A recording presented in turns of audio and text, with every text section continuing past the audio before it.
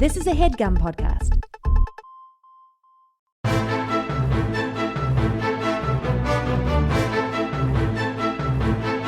Hello and welcome to The Complete Guide to Everything, a podcast about everything. I'm one of your hosts. And I'm Tim. Tim, how are you doing this week? I'm a little somber this week. Yeah, it's a sad week, a sad day today. As people are rushing back to their phones to see what the episode title is. We're talking about David Lynch, who I am sorry if this is how you find out he died. Well, we're recording this 4 days before it comes out. That's what I'm saying. So, like, if you've managed to avoid it. Yeah. I'm sorry you've been living under a rock. I hope you're getting air down there. They might be at a silent retreat. Well, yeah. I think they'd break in. I think they'd be, guys, we got news. We don't have to do this anymore. I don't think you understand who David Lynch was or what a silent retreat is. You make it sound like, yeah, he was the guy who was making all the people do those silent retreats. He kind of was. Kill them if they didn't. There were a lot of people, I think, that do transcendental meditation, got into it because they're like, well, if I ever meet David Lynch, like, that's the only way he's going to talk to me. He's going to be like, do you do transcendental meditation? And if you say no, he'll be like, well, have a nice day. See you later. But if you said yes, he'd be like, he'd talk to you about your experiences. I think you would have just had to like tell him the weirdest thing about yourself. Yeah. And that also could have, but yeah, that's easier. Yeah. Try and remember the weirdest thing about yourself on command. Yeah. I don't know if I could figure out what that is. If you had met David Lynch, I think he would just draw it out of you. I think it would be effortless. Like in his presence, with his gaze on you, it would just it would come out naturally. Yeah. Be like, one time I put a birthday cake on a tree stump in the woods and left it. I don't know why. Anyway, a less famous man, but still very important and powerful man also died Another today. Loud white-haired man. Yeah, another loud Midwestern too, right? Yeah, Midwestern loud guy with white hair who's been a guy with white hair for a long time. Yeah, Bob Uecker. Yeah, the voice of the Milwaukee Brewers. But to people like me, he was the voice of the Cleveland Indians in Major League. And the dad on Mr. Belvedere. And more importantly, the dad on Mr. Belvedere. Now, Tim, yes. Were you as a kid confused about who Bob Uecker was because of this? Because was he ever a baseball player too? Yes, he was a baseball player. Like that was part of his whole shtick that he was like a very bad baseball player. And it sounds, from what I was reading, it sounded like he was already the backup catcher. He had broken his arm, and then he had gotten into a bar fight at spring training, and they were like, all right, no, you have to get out of here. But we feel bad for you, so we'll give you a job in the communications department for the Brewers. And he just worked his way, or I think for the Braves maybe, but then he went to the Brewers. Well, yeah. And worked his way up to calling the games. Well, and he was a real wackadoo, too. He was on The Tonight Show 100 times. Johnny Carson. Johnny loved him. He would have had to. I don't know. You've been to my house 100 times. I've been on the Johnny Carson show. No, you haven't been on the Johnny Carson show. He called me. He waved me over to the couch, Tom. Yeah, you just didn't see it. Yeah. He waved you from the audience. You were a child. It was his final show. Yeah, he was on The Tonight Show 100 times. Johnny loved him. And then he did, I think they were Miller Lite commercials. Yeah, probably. And everybody was doing beer commercials back then. Yeah, and that was apparently what really blew him up and started getting him acting gigs. Now, as a kid, I thought he was just an actor because he was the fucking dad on Mr. Belvedere. Yeah, the best show. Yeah, and he didn't seem out of place. It wasn't like, oh, that guy's obviously not an actor. Like when they put, I bet like if you Michael watched Jordan in an SNL sketch. I bet if you watched it now, you'd be like, this guy's not a trained actor. But I then there don't- were also kids on that show and Yeah. kids on sitcoms. Yeah. Like if you well, weren't and to say nothing of Mr. Belvedere himself. Mr. Belvedere was a fantastic actor. That's true. I bet that guy like went to, like a bunch of fancy acting schools and then he's acting across from a guy that calls baseball games.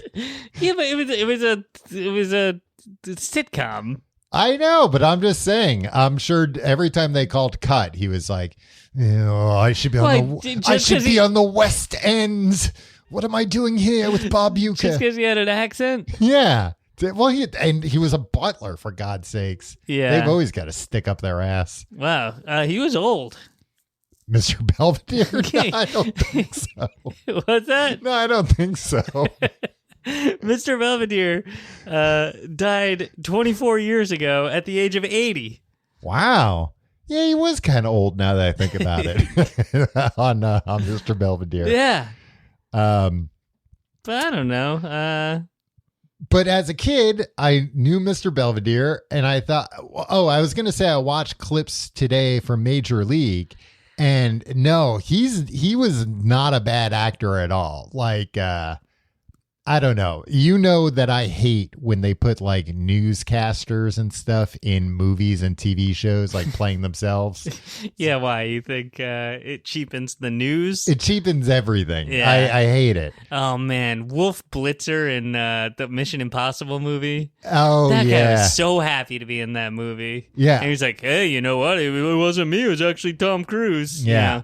Well, but there's a perfect Moron. example where like Wolf Blitzer, like in that you were like, oh, I know that's Wolf Blitzer and not Tom Cruise in a mask because this guy's like standing around real weird and awkward.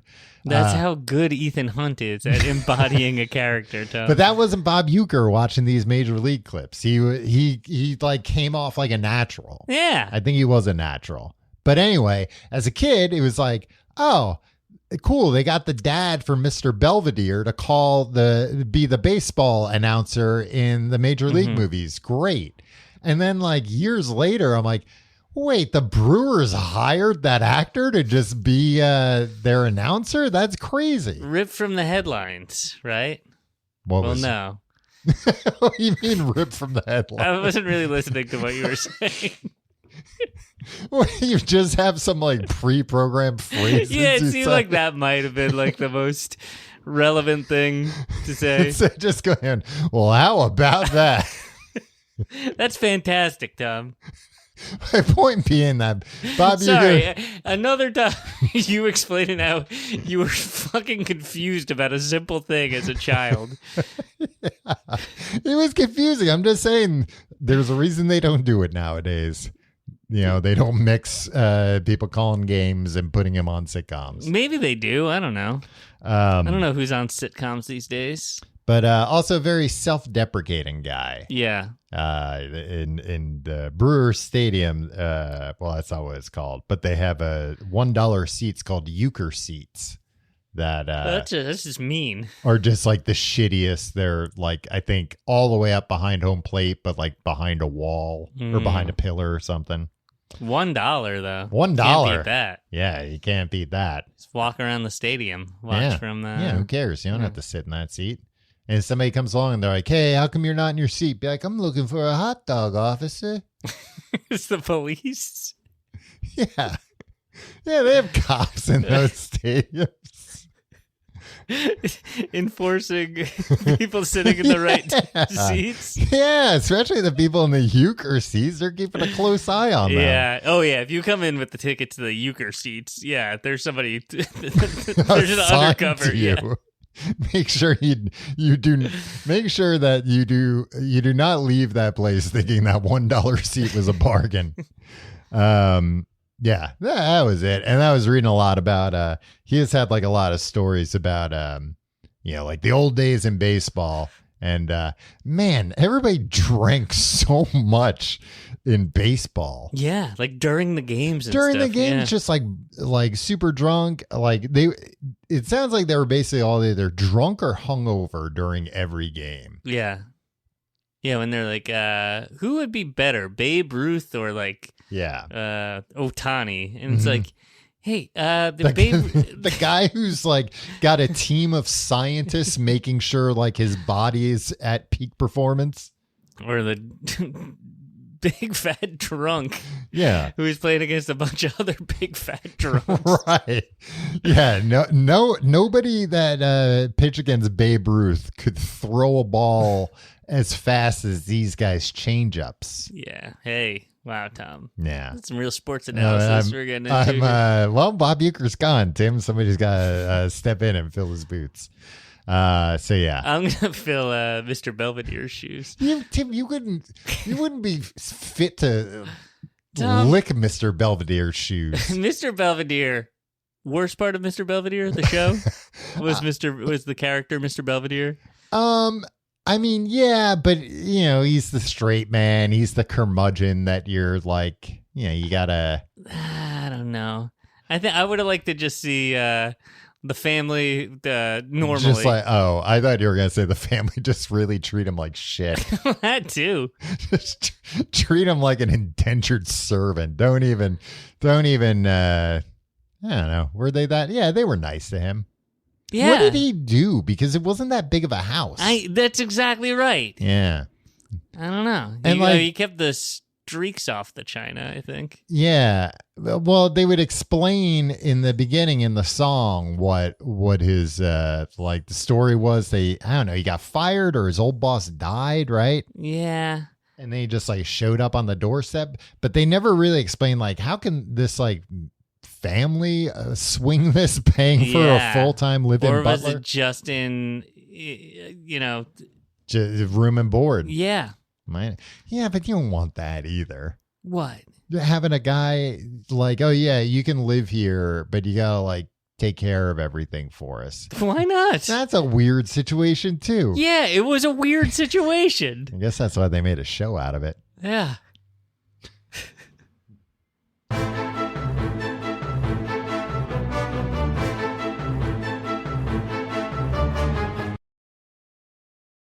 All right, Tim. Well, as we said earlier, it's a sad day all around because besides Bob Uecker, David Lynch has also passed away. 78? I believe so. Yeah. I think just a few days short of his 79th birthday. Oh, okay. I assume of emphysema because that's what he had, or I'm going to guess complications from emphysema or Probably. something like that. Yeah. Yeah, a bummer.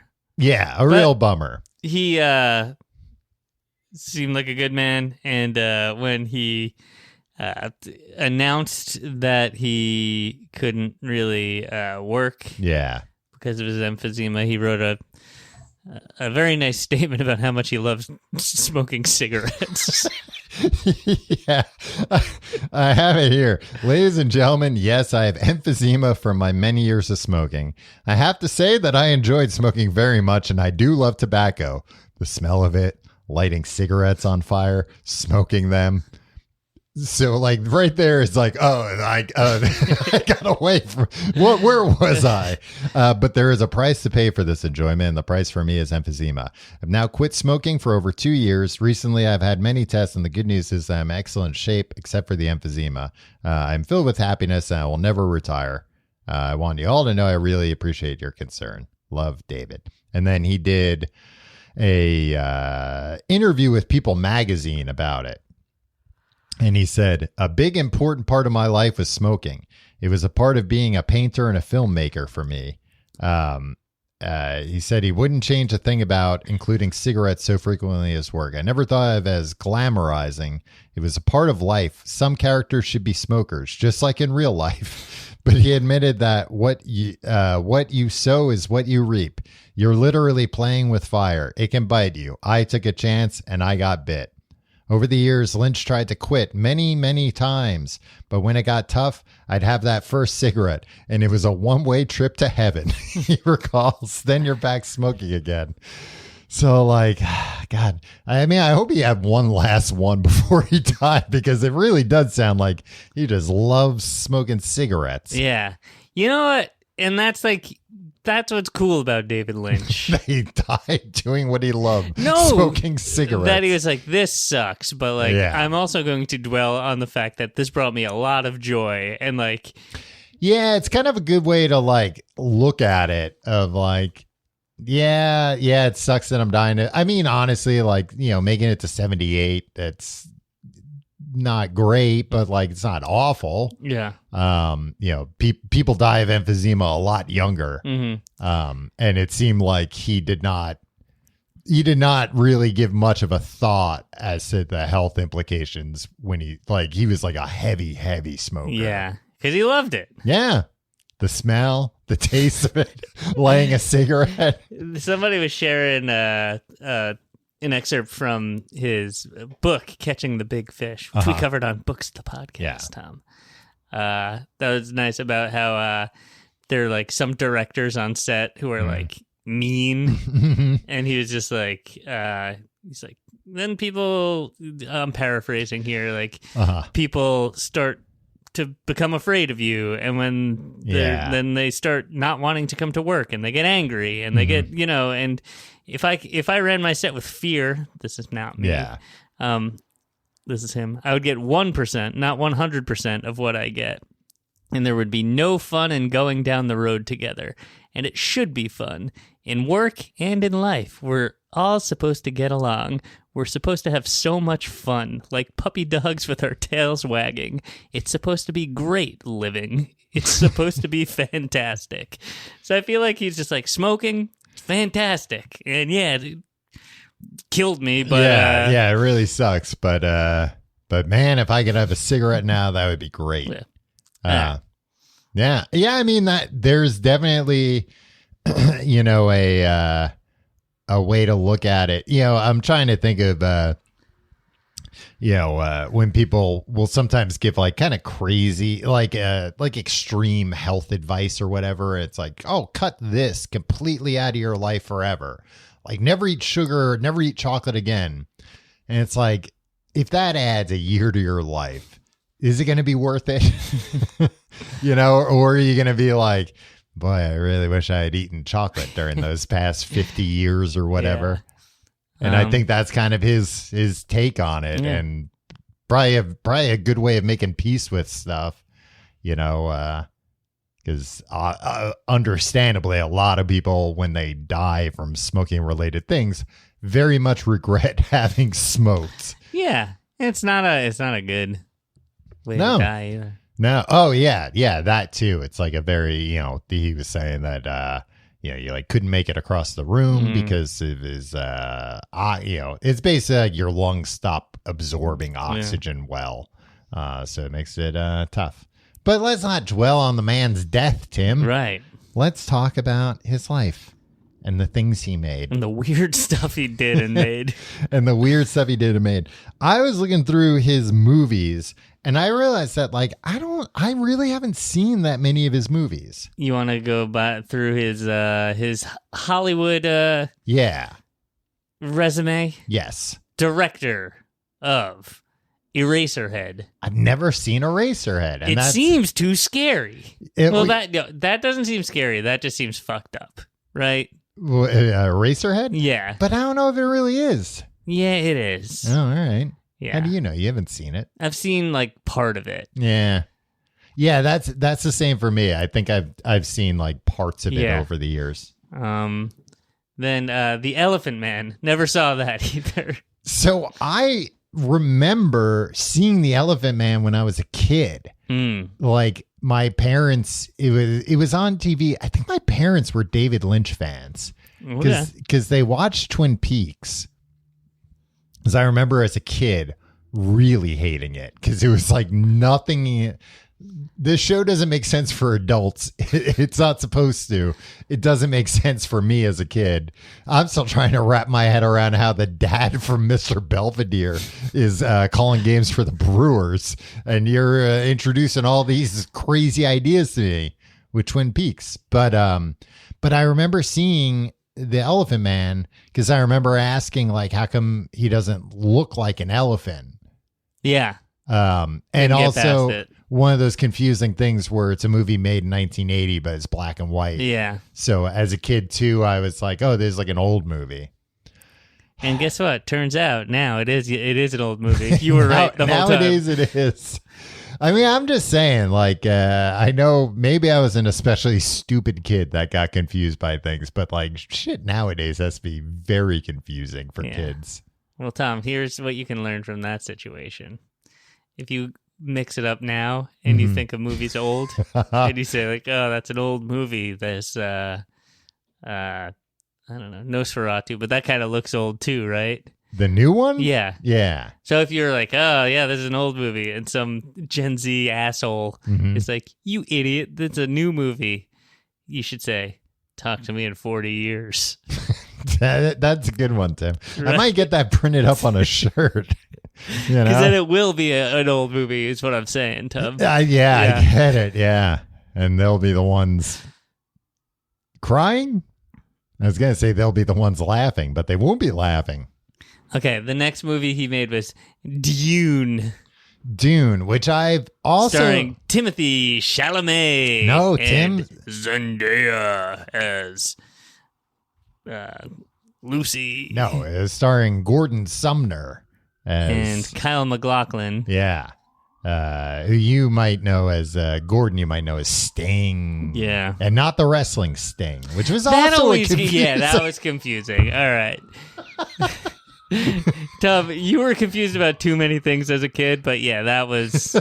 but that was confusing that there was a wrestler and a singer both named Sting. Yeah. And it's like, and I've never heard of anyone else called Sting. And I was vaguely aware of the wrestler, and it's just like, I knew that this wasn't the Sting. Well, but the wrestler wore face paint, so you didn't know for sure. You know, it was like, yeah, he's trying to hide that he's really the other Sting. It's just like the time I thought my neighbor down the street was Jay North from Dennis the Menace. Exactly. Tony, it's confusing. Childhood is confusing. Or the time in my preschool class where there's a kid named Danny DeVito. And I remember I met him and I was like, is it though? Like, I was like, could it be? All of our confusion came from television. Don't show children television until they're at least 25. Yeah. All it's going to do is... I don't know. Maybe it's good to work through this stuff when you're 4. Yeah, maybe TV does help you with that. So when you meet somebody later on in life that has the same name as somebody else, I really thought you've already dealt with it. This fellow 4-year-old was Hollywood actor Danny DeVito. You didn't know how things worked. I know. You know? And like, I did know who Danny DeVito was because like twin. So I was probably like 6. Yeah. So you're sitting there saying, well, it can't be possible that he's 6 years old. He's in this class. Meanwhile, Tim, the mainstream media is telling you this guy's the twin brother of Arnold Schwarzenegger. Yeah. So you don't know what to believe. And he looked pretty short in the movie. Yeah. I mean, I honestly, it'd be more believable that he was a 6-year-old boy. Yeah. But he's not. He's an old guy now, too. He is. Yeah. But he's like one of those old guys that's looked like an old guy for so long that, you know, people don't really notice. He's just been like he's not even old. He's just like out of time. Yeah. Yeah, he's just a little guy. Yeah, but like when, like Louis De Palma seemed like a little old guy, but he also seemed like a young guy. You know, like... Yeah. Hey, that's why he captured the hearts of a nation. Yeah, when I met him and wanted to take a photo with him and wanted to like stage an elaborate thing, he went, "You're like, it's Tim from 2nd grade." No, it was I was like, "Hey, do you want to take a picture?" He said, "Oh yeah, sure." And then I was like, I wanted to like stage something where it looked like he was throwing a punch like at me or something. Picture. Yeah, and he went, I don't want to do that, and just walked away. Yeah, it's understandable. Yeah. I was like, all right, cool. See you later, see that. Like, I'll do you a favor. No. Yeah. He started asking for more. And I was just like, yeah, that's fair. Yeah, I wasn't even like, oh, come on. Yeah. And then later on, he introduced me to his wife, Rhea Perlman. Yeah, and you say, I already know your wife, Rhea Perlman. Were you more? And then he really did punch me in the face. I was like, take the picture.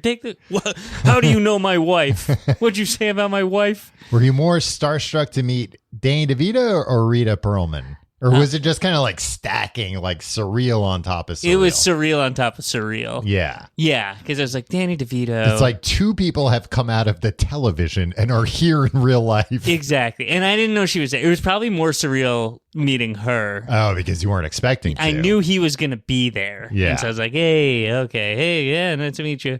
And then, like, an hour later, I don't know. I'm not sure if you can tell from the story. To drag him home. I was pretty drunk from the beginning of this story. So I don't really, it might have been 4 minutes. It might have been an hour and a half later. But then he's like, meet my wife, Rhea Perlman. So Rhea Perlman. I was saying Rita Perlman.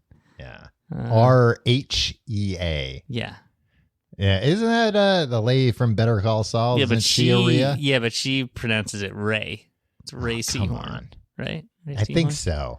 Yeah. And what's going on with Ralph Fiennes? Ralph. Next on the list. Oh yeah, so Dune. I've seen like clips of, but I've never seen. You haven't seen Dune? Have you seen the new Dunes? I haven't seen the new Dunes either. Wow. Yeah, Dune. I don't know. Dune was never, it's like too fantasy heavy for me. Like I'm not into, like I appreciate it. I get why people like it. I like that it's fantasy that's not like medieval knights and whatever, that it's still like on a different planet. But I guess it's more sci-fi than fantasy. I don't know what it is. I've never seen it. You never read it? I never read it either. And I've been tempted to do. Written by Mr. Wizard Don Herbert. No, you're confused him. I think what's the guy's name? Herbert. It is Herbert something, right? He's Don Herbert. It's from Frank Herbert. Frank Herbert. Yeah, Don Herbert's brother. Oh, he actually was Don Herbert's brother. That's not true. Oh, Tim. Oh, I remember what I wanted to tell you earlier. Okay. So when you came over to my house and you were like, I was like, there was something I wanted to tell you off the podcast, but I'll tell you on the podcast. Okay. It doesn't matter. Yeah, there's not a lot of time. What do you mean? I got to get out of here as soon as we're done recording. Really, yeah. No, I was watching a clip of Bill Burr on Jimmy Kimmel. Oh, I was going to tell you about this too. Wait, were you talking about Telly Savalas' brother? Oh, no. I was going to talk about when he started talking about Luigi, and there is the most obvious cut where they had to cut all of a sudden 5 minutes of Bill Burr ranting about killing people. Yeah, all of a sudden, both of them are sitting in different positions. But he also mentioned, I don't know, it was like some anecdote about Kojak. I watched Kojak with my kid. But he was like, it was Kojak's brother who played this character, Stavros. And we had one of Telly Savalas' brother as a substitute teacher. Yeah. And that led me down a rabbit hole. He died too. Who, Kojak? No. Telly Savalas? Yeah. I mean, he died a while ago, but Mr. Savalas, he was Teddy Savalas.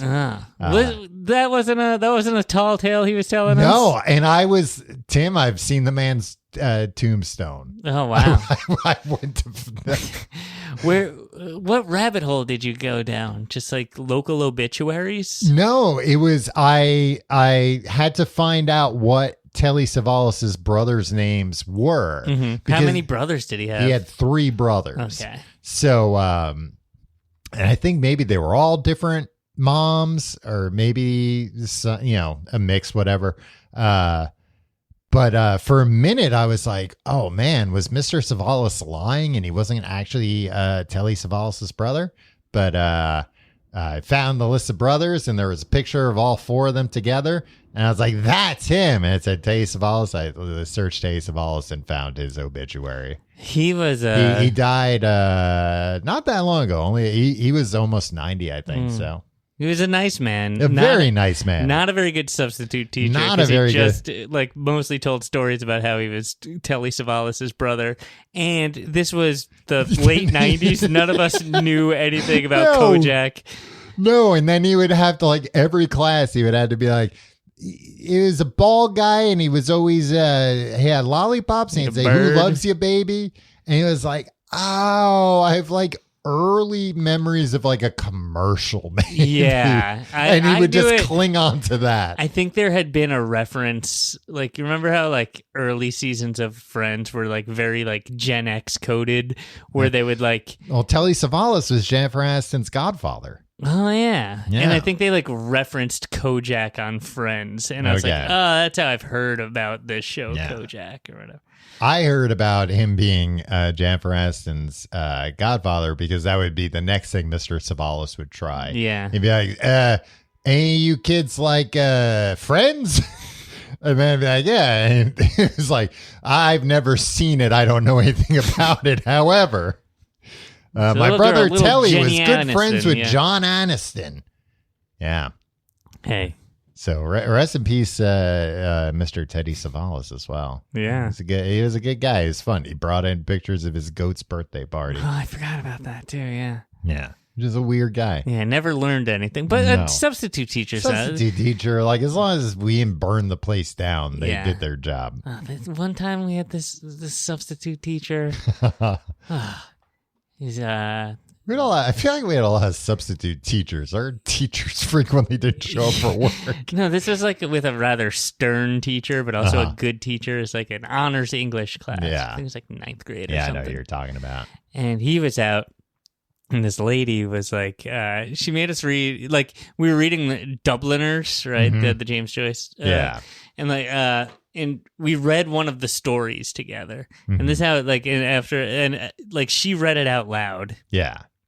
And she's like, that was pointless. That was a dumb story. That was a waste of everybody's time. It's like, it's not, I don't This think. is why you're a substitute teacher. Yeah.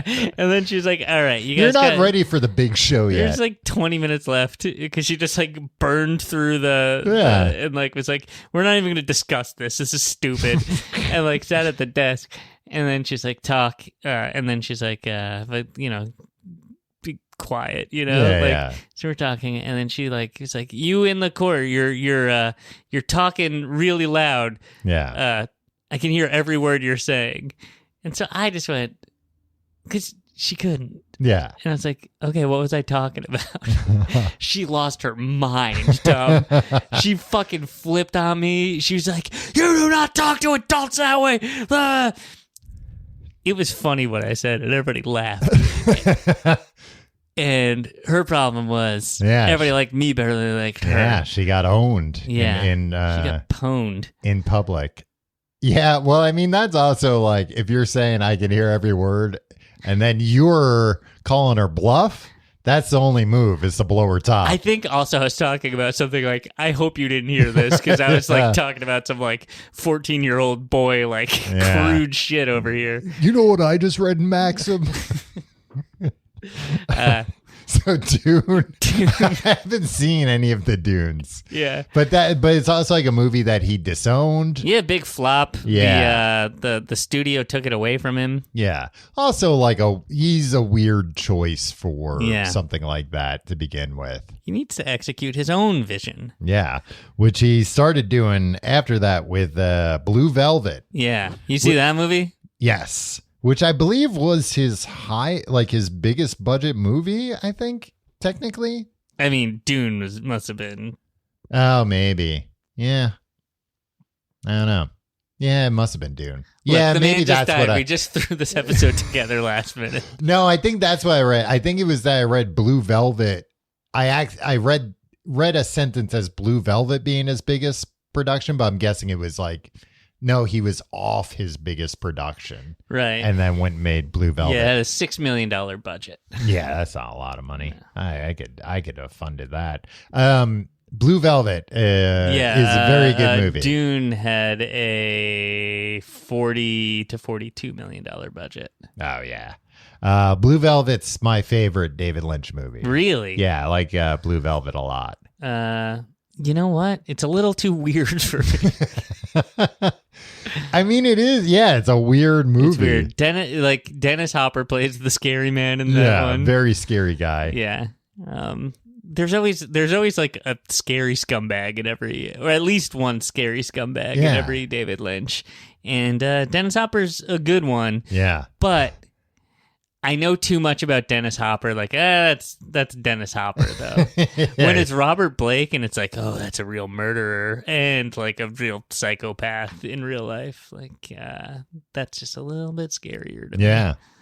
But Blue Velvet, good film. Yeah. I don't remember what the plot was. 1986. It's just like it's a very influential movie. That was the opens with the ear on the front lawn, right? Yeah, the severed ear. Yeah. And Kyle MacLachlan, like that was, well, I guess he did Dune with Kyle MacLachlan too, Yeah. but like, you know. Yeah, somebody was saying like, Kyle MacLachlan posted a very nice tribute to David Lynch. He was like, he gave me his career as a nobody, and then he like cast me as a lead in this big, like, huge movie. Yeah. That movie flopped. Yeah. Like, yeah, he could have been like, oh, is that lead? yeah. No, but then somebody was like, the craziest thing David Lynch ever did, coming off the biggest flop and like trying to get back. It was like, yeah, I'm going to cast that guy again in the lead in the next movie too. yeah, that unknown actor. Yeah. Hey, a good man. But yeah, I mean, A loyal man. Kyle MacLachlan, people love too. And like, do you, because I was going to say Kyle MacLachlan is like a similar type of weird as David Lynch, I feel like, or at least like his online persona. Yeah.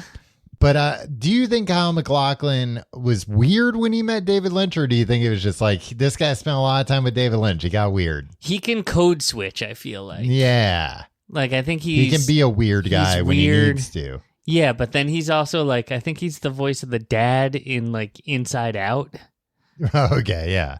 Like, I think he can go straight. he can walk in like the I mean, the he's non-weird world. Yeah. Oh yeah. But I mean, that was David Lynch too. He could do stuff that wasn't weird. Like what? Name one moment of his life when he wasn't really weird. Well, The Straight Story.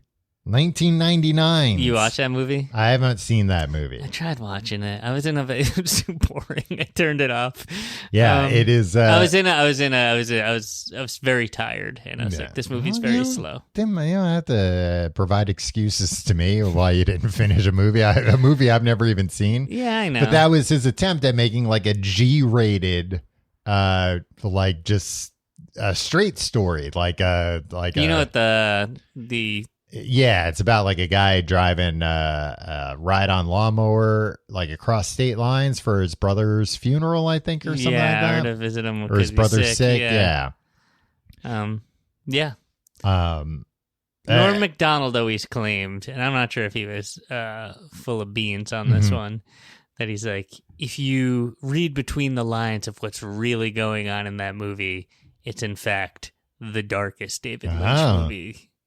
I could see that. Yeah. Because, like, he's a guy who had everything kind of thought out. Yeah. You know? No. But I think, like, knew the core of, like, characters. Oh, yeah. Like, if you asked him anything about any of his characters, he could tell you. Or at least, like, come up. He would. Right. But he could come up, even in his mind on the spot, with, like, why certain things are the way they are. I don't know. I feel like he was just like, he wrote scripts and was like, all right, this was a dream I had. And was just like, no, don't do it that way. In the dream that I had, like, you walk from that side of the room to that side of the room. Instead, this line exactly this way. But the thing is, like, how is that, any less legitimate of a way of directing than, like, oh, instead of like something my brain came up with while I was sleeping, I'm going to tell you to do something that my brain came up with while I was awake. Like, this is the thing. Like, I feel like that I used to do a lot. When I watch these scary movies, David Lynch cry. Movies. Yeah, I'd cry, and then I'd be like, let me like figure out this movie. Yeah. And you can't. No. You shouldn't. Yeah. You just watch it and you feel it, and then you watch it again, you feel it. Yeah. That's how he made so much money. Everybody had to go see his movies movies see it twice. Yeah. But we skipped ahead with the Straight Story there. Yeah. After Blue Velvet was Wild at Heart. Yeah. which I've seen, but I have like very little recollection of. I remember seeing it in college though, in like a film class. Yeah. I remember it being like pretty cool. Yeah. How are you on Nick Cage? I like him. I don't like Little Nicky Coppola. that he's like become such a meme kind of. Yeah. Well, don't forget, Tim, I met Nicolas Cage the one time. I know you did. If you're gonna brag about meeting Danny DeVito And him being disgusted with me. yeah. I met Nicolas Cage. He was just he was nice enough. Yeah. Like he looked like Elvis. He had He a lot likes of Elvis. He had a lot of rings and jewelry on. And it was his wife at the time, Lisa Marie Presley had I think it was like announced the next day that they were getting divorced. So it was a little distant. Yeah. But that's how I feel about Nicolas Cage. Like he's a guy that you met him once. That's how you feel about him. I met him once. No, I've always liked him. Yeah. Yeah, I've always liked him. Like I think nowadays maybe he's doing what he gets cast in and getting a ton of money. So I feel like some stuff I'm like, You didn't like the film Pig, right? No, I didn't like the film Pig. Yeah, I loved that movie. Wow. I thought that movie was good. Yeah. But like I'll always respect him for doing weird shit and taking weird chances. You know, he's making a Spider Noir series right now I don't know what that is. for Amazon. You saw Spider-Man Into the Spider-Verse? The first one? Yeah. Yeah. And remember he voiced that character? No. He voiced the Spider Noir, the black and white Spider-Man that wore like a trench coat and a hat. That's cool. You were right. Like if you heard it again, you'd be like, oh yeah, of course that's Nicolas Cage. But they're making a live action version of it for Amazon and he's playing. Hey. Yeah. Why not? It's weird, but what's your feelings on Nick? You don't like him? Is that why you No, asked? I think I just don't like I don't like when people become a meme and then I don't like when actors are self-aware about their public perception. Like that's he did what that, it like is. Unbearable. Genius, whatever. Yeah, whatever. Where he I watched it on a himself. plane. Yeah, yeah. I'm not gonna watch that. It actually wasn't bad, to be honest with you. Yeah. But yeah, I get what you're saying. I was watching some clip. I was watching a clip of I think Seth Green, who he was making like the podcast rounds or something, or it was like a YouTube clip of like a scumbag podcast he was on. He's like, and they wanted me to play myself, and I thought, what would be cool? What if I just came on and like the version of myself that I played was like a nightmare version of me, like a real jerk to everybody, a real like yeah, boy, that's what everybody does. Yeah, that's what I hate. Yeah, people are like, oh yeah, I'll pretend to be. When they cast me as myself, I'll be the asshole version of me. That's not a cool take. Yeah, you know what? In this, I think the reason why I thought this movie wasn't bad was that it kind of went the other way, where like Nicolas Cage was just kind of like kind of quiet, kind of like just like, just live and let live, like nice guy. Yeah. But Pedro Pascal's character has the like image of the movie Nicolas Cage in his head.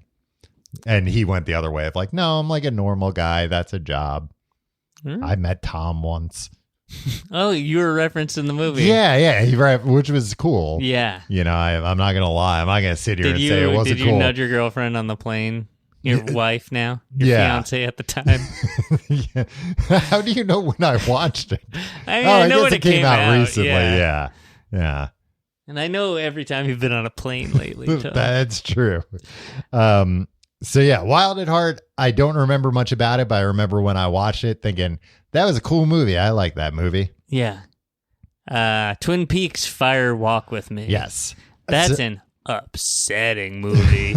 So I've only seen half of the new Twin Peaks. Oh, I've not seen any Twin Peaks The Return, the 18-hour miniseries he made for Showtime. Yeah, I watched up until the midway point, and it had like a kind of like a finality to it in a way. The origin of all evil in the world, Yeah, Tom. yeah. That's the finality of it. Yeah, I was like, oh, okay, that's how it happened. Now I know. The end. No, it was one of those things where like it went on hiatus for like 6 weeks, Did and it? I just like lost. Like I was onto something else, and I didn't realize when it came back. That's by far my favorite David Lynch thing. Yeah. It might be like my favorite thing. Wow, even more than your son. Yeah. And I tell him that every day. Um, I love you very much, son, but not as much as the 18-hour Twin Peaks revival series that David Lynch made in 2017. It was on Showtime. It was on Showtime. Not a lot of people watched it. And there were some production problems, and David Lynch quit it at one point.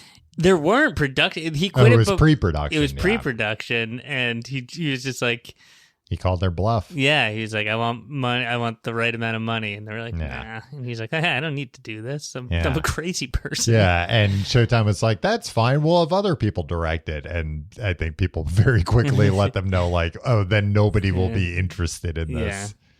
Yeah. Either pay him or don't do it. Yeah. No, that was cool. But Fire Walk with Me is just Twin Peaks is dark. All of it's pretty dark. Yeah. And this was like a very weird situation of like the show got canceled. So a few years later, they got funded to make a movie to like, I guess, wrap up storylines, right? Yeah. Like who killed No, that was revealed on the show. Who killed Laura Palmer? Yeah. David Lynch had like largely lost interest in Twin Peaks because like the network made him wrap it up in like, or in early season 2. Mm-hmm. And then he was just like, well, that was never, he was like, we were never going to reveal that. Like, that's not what the show, like, it about. It wasn't like a murder mystery. It was like, it's a show about trauma and doing horrible things to people and the seedy underbelly, whatever, what like all his fucking shit was about. And having fun. And they made a movie with like very, very few of the like our original actors, the cast of the characters. Yeah. So like it was just like this other story, and then when they did bring, and he also there's this thing called Twin Peaks: The Missing Pieces, which I believe was like all shot for the movie, which had all the characters doing their quirky things, and he cut all that, and it was just like this really dark story about abuse and The Missing Pieces is like another movie they made, kind of like it. It was like a special features thing, and then like I don't think it like little vignettes kind of. Yeah, it wasn't like it was just like scenes. It was like here's and a it was scene cut that together. wasn't in it. It was like the Anchorman version movie that came out. Well, that's what I was asking. Like, was it like we put everything back in, or was it we put alternate takes? No. Like it's its own separate thing. Yeah, but I'm just saying the Anchorman, they made like a movie with just new footage. Yeah, that's pretty much what The Missing Pieces is. Oh, so you could watch it all in one go, or you could only watch it scene by scene. So what you're saying is different than what Anchorman did. Yeah, I know. I got Anchorman on the brain. You're always just trying to compare people's art to Anchorman. I just like, what I do most of the time? I just say funny Anchorman quotes when it's relevant in I'd say like I have many leather-bound books sometimes. Yeah. Or like, well, that just happened. Yeah. It's great. Yeah. People love it. Next he made Lost Highway. That's a scary movie. That's a movie that I don't know if I've seen the whole thing. Yeah. But I've seen like parts of it, so I don't really know that much about it. Robert Blake is very scary in that movie, Tom. He's a scary guy. Yeah. That movie's like a fever dream, and it upset me. Okay. Well, after that, he tried to soothe you with The Straight Story, which we talked about. I started falling asleep, so I turned it off and went to bed. Yeah, so he's like, well, I know, we'll wake him up. Mulholland Drive. Yeah. Put a pretty lady in there. Yeah. There's pretty ladies in all these movies. Yeah, that's true. And handsome boys. Yeah. That's another weird production where this was originally made as a pilot for an like ABC. Yeah. And what happened? Do you know? Was it basically ABC saw it and they're like, oh, no, thanks, actually. So he, I don't know if he shot more to make it into it. Probably not. Probably he just like had. Nah, he shot more. So. And like, there's definitely some scenes that you wouldn't put in a pilot for ABC. Oh, I see. Have you seen the film? Yeah, but a long time ago. It's good. Yeah. It's another one where like, I remember it being very hard to like follow what was going on. Yeah, and you can be like, this is one where like I diverge a little bit from like the common like David Lynch thing of like, don't try to figure it out. There's a very clear like, oh, from this point on, it's a dream. And like when you watch it from that, you're like, oh yeah, this movie makes perfect sense now. Like thematically it works. And like David Lynch famously like would never like comment on what anything meant. Yeah, he would never talk about, answer questions. I bet, like, if you'd said that to him, he'd be like, yeah, it's very simple. Like, of course. That's actually what all my things are. It wasn't a trick. It was just like, it's what it was. So, yeah, it's good. And then 5 years later, he made his last movie, which was Inland Empire, which I've never seen. No, that looked bad. That was like shot on very harsh digital. Oh, it was like an early digital thing? Yeah, but it was like...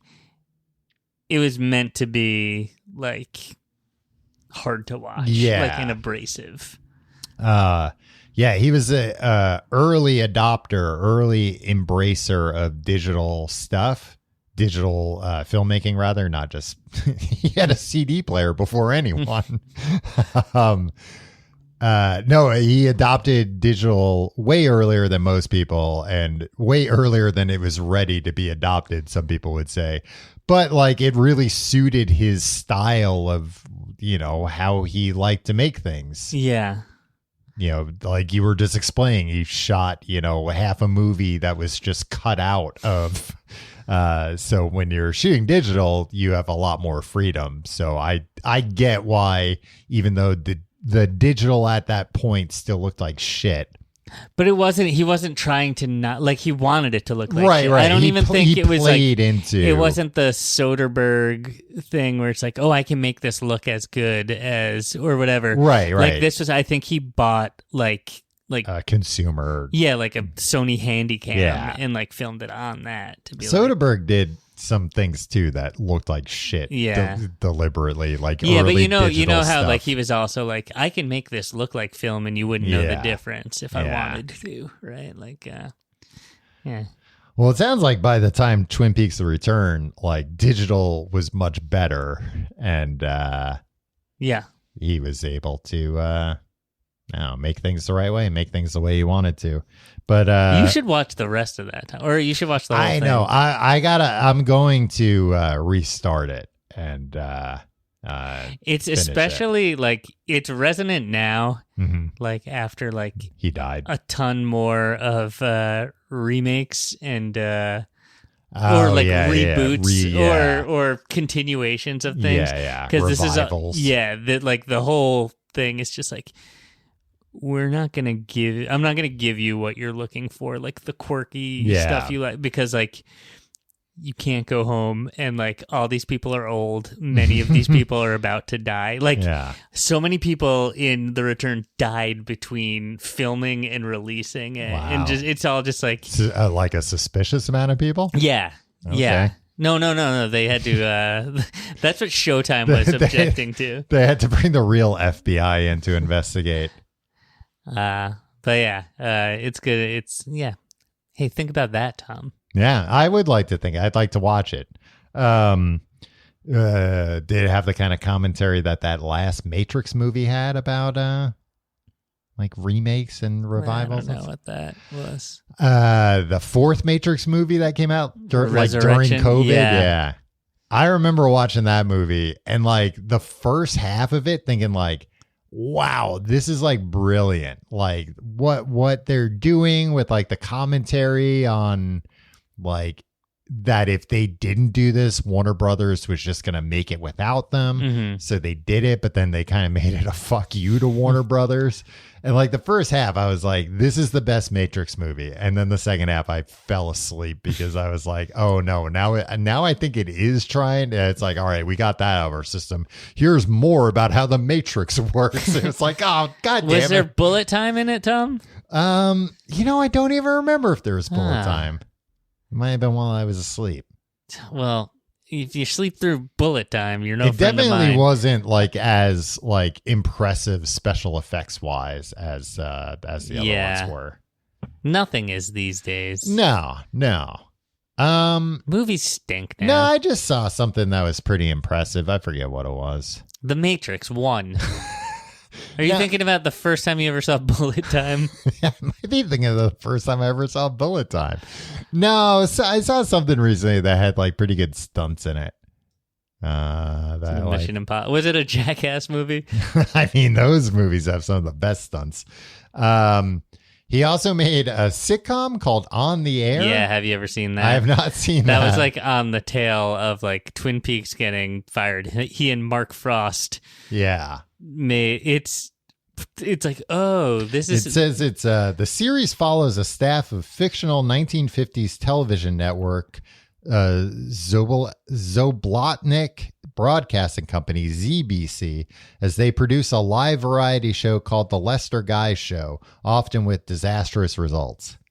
Yeah, I think I've watched some of it. I have watched some of it. I think it was on YouTube. I think it's probably still on YouTube. Yeah. And you'll watch it in like 2 minutes and you'll be like, I don't want to watch this anymore. It's not like the straight story where it's like, I'm kind of tired, I need to go to bed. Or it's not like Inland Empire. Yeah. And it's not like I don't know, one of the scary, like Lost Highway or something, where you're like, this is too scary. I got to turn on the lights.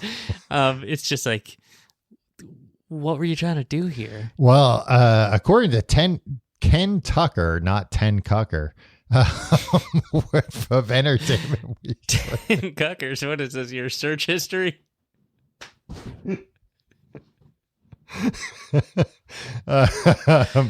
He gave it a positive B+ review, writing, On the Air is a one-joke sitcom. Mind you, it's a B+. A one-joke sitcom that makes explicit the message that TV is stupid and people will watch anything. Its undistinguished contempt, undisguised contempt, is pretty enthralling. Huh.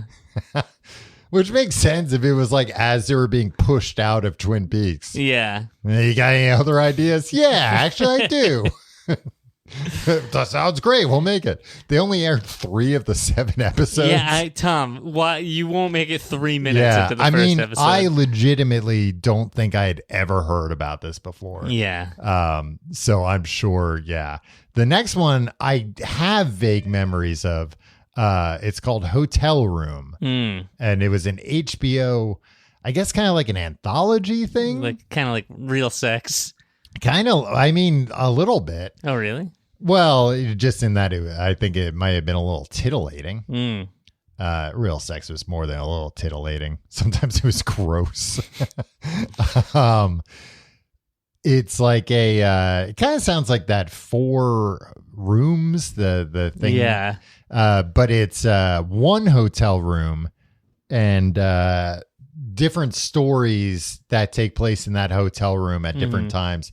And it has him doing a voiceover, like kind of like a Rod Sterling-esque thing. Serling, where he says, for a millennium. Maybe Rod Sterling and Rita Perlman are hanging out right now.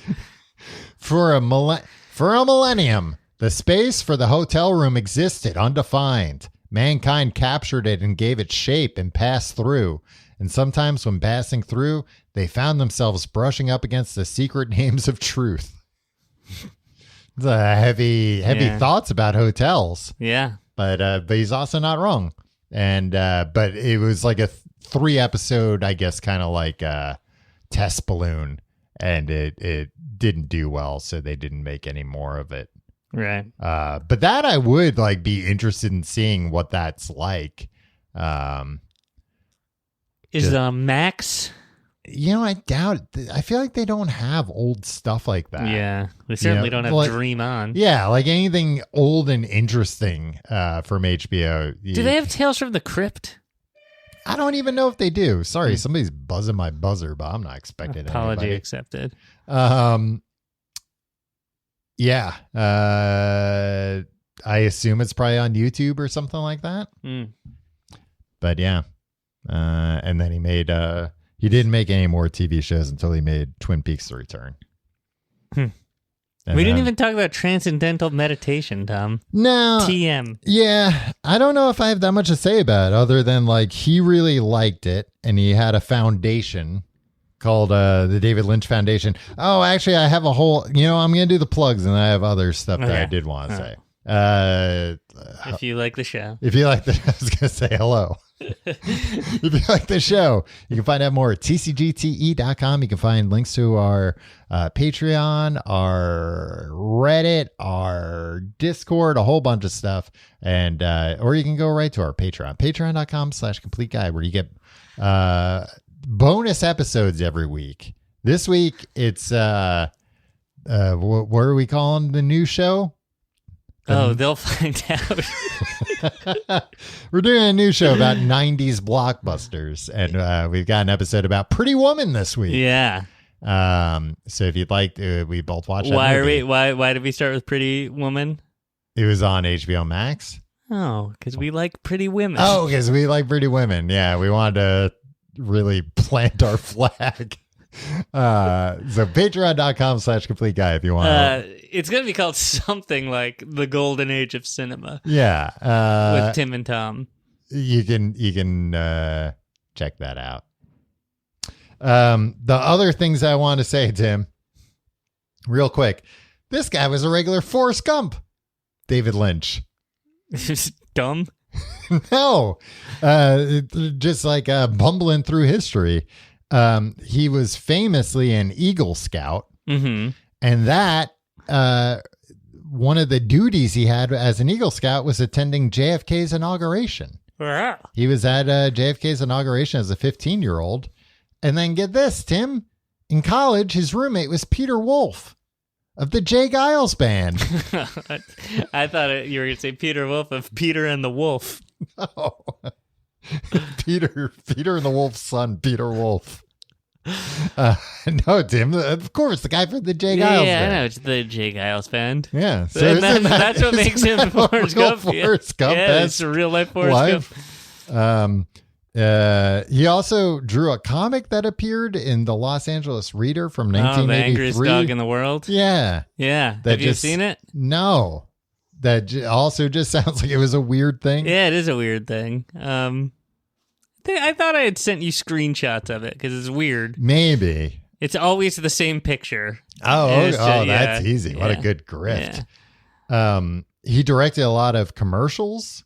Directed Calvin Klein, Giorgio Armani, Yves Saint Laurent. Is that how you say that? Sure. As well as more everyday products like Alka-Seltzer Plus, Barilla Pasta, Adidas, or Adidas, depending on who you are. Who says Adidas? I think all the Europeans do. Mm. PlayStation 2, Nissan, and Clear Blue pregnancy tests. In the latter, he forced the actress to actually take the pregnancy test on camera. What? So even though he was doing, pretty run-of-the-mill commercials, he was still being weird.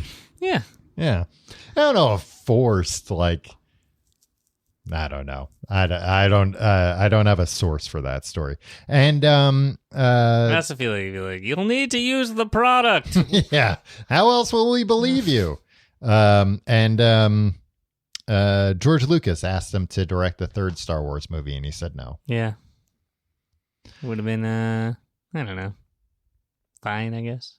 Yeah, it probably would have been a problem. He wouldn't have worked well with everybody else, I think. But I don't think it would have been we'll have a severed ear at this part for no reason. Yeah, I don't think he would have done like too many weird things, but he certainly would have done some weird things. You know what we didn't mention? What? He was a full-blown character on the Cleveland show.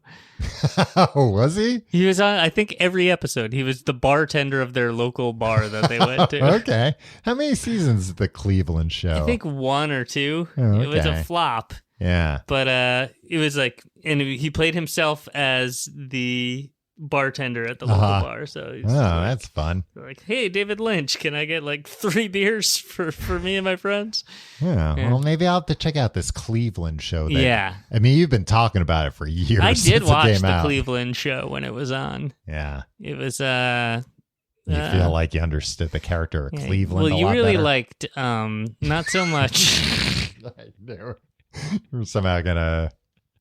You didn't like, the actual content. You just like the behavior of the star. When David Lynch was on Louis for an arc. Okay, that was a real long walk. Well, you like the star of another show. Do you remember when he was on Louis? Yeah, he was like the executive that was like getting Louis and Chip to take over the Tonight Show or whatever. Yeah, that was pretty good. Yeah.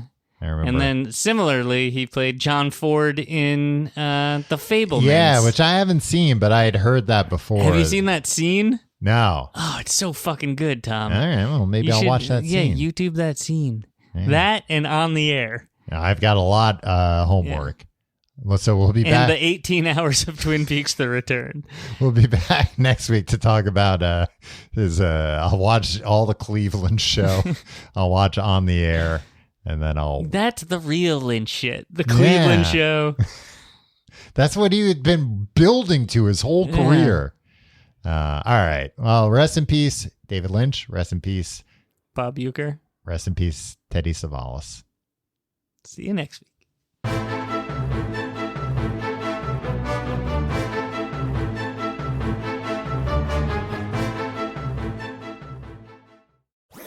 That was a HeadGum podcast.